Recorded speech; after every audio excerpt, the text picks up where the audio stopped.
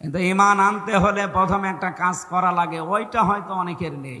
ইমান আছে, কিন্তু ইমান আনার আগে কি কাজ করা লাগবে? কোরআনে কারিমে আল্লাহ সূরা বাকারার 257-56 নাম্বার আয়াতে জানিয়েছেন, ফামাই ইয়াকফুর বিত-তাগুত ওয়া ইউমিন বিল্লাহ। কেউ যদি ইমান আনতে চায় তার প্রথম কাজ সে যেন তাগুত ছেড়ে দেয়। বাংলাদেশে বহু ইমানের দাবিদার আমরা তাগুত ছেড়ে না দিয়ে ইমানের দাবি করি, এই কারণে আমাদের ইমান টিকতে চায় না। ফাকাদ ইসতামসাকা বিল উরওয়াতিল ওয়াসকা লা ইনফিসামা লাহা।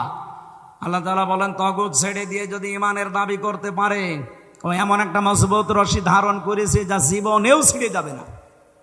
কিন্তু তাগুত ছেড়ে না দিয়েছে ইমানের দাবি আমরা করি, ঝড় উঠলে ইমান আগেই লিভে যায়। ঝড় উঠেছে হয়তো চোর হাসে, কবর হাট থেকে আমার বাতি লিভে গেছে। সুতরাং এইরকম ইমান আমরা আনবো না। আমরা ইমান আনতে হলে আগে তাগুত ছেড়ে দেব। কথা বলেন ঠিক কিনা?